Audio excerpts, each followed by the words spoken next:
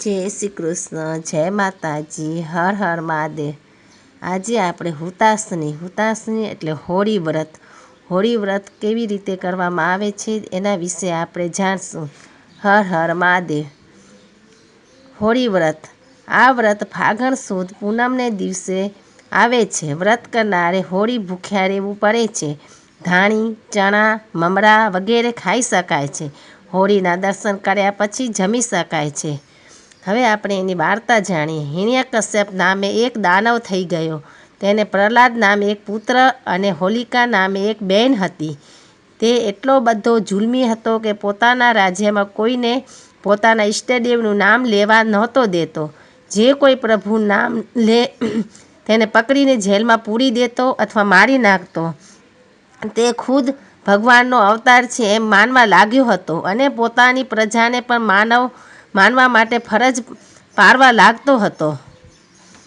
પ્રહલાદ પ્રભુ ભક્ત હતો। તે નાનપણથી જ પ્રભુનું નામ લેતો હતો। હિરણ્યકશ્યપને આ ન ગમ્યું। તેણે પુત્રને સમજાવવાની ખૂબ કોશિશ કરી પણ તે માન્યો નહીં। આથી કંટાળીને તેણે પોતાના પુત્રને પહાડ પરથી ગભરાવી મારી નાખવા માટે એક સૈનિકને હુકમ કર્યો।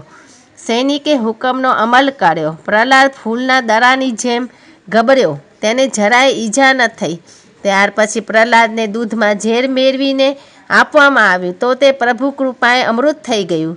એ પછી લોખંડના ધગધગતા થાંભલા સાથે પ્રહલાદને બાંધવામાં આવ્યો પણ થાંભલો તેને ઠંડો બરફ જેવો લાગ્યો।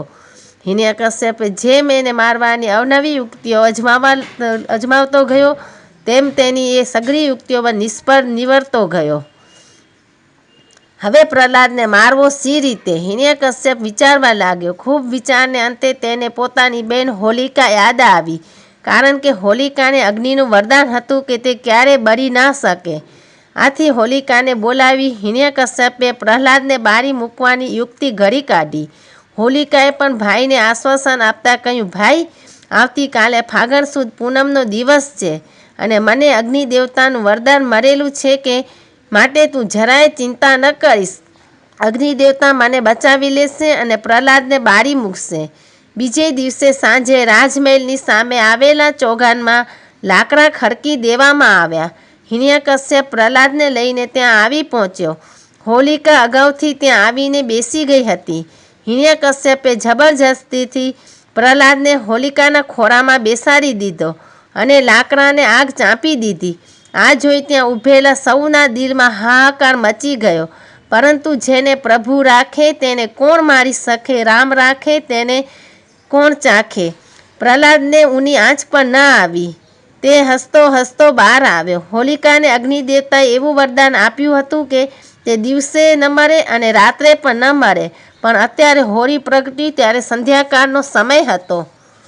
આથી હોલિકા બળીને રાખ થઈ ગઈ। આ સમય સંધ્યાકાળનો હતો। આથી હોલિકા બળીને રાખ થઈ ગઈ। આથી હોલિકા બળીને રાખ થઈ ગઈ અને પ્રભુનો પ્યારો પ્રહલાદ અગ્નિ પરીક્ષામાંથી જીવતો પાર ઉતરી ગયો। ચારે કોર ભક્ત પ્રહલાદનો જય જયકાર થવા લાગ્યો। પ્રહલાદને અગ્નિમાંથી જીવતો બહાર આવેલો જોઈ લોકો આનંદ ઉત્સવ મનાવવા લાગ્યા। બસ ત્યારથી દર વર્ષે ફાગણ સુદ પૂનમના દિવસે હોળીનો તહેવાર લોકો મનાવવા લાગ્યા। આ દિવસે ભાવિક ભક્તો હોળીનું ખૂબ શ્રદ્ધા અને ભક્તિભાવથી પૂજન કરે છે। આથી તેને સુખ શાંતિ પ્રાપ્ત થાય છે। જય હોળી, જય હર હર મહાદેવ। આ હતી હોળી વ્રતની વાર્તા।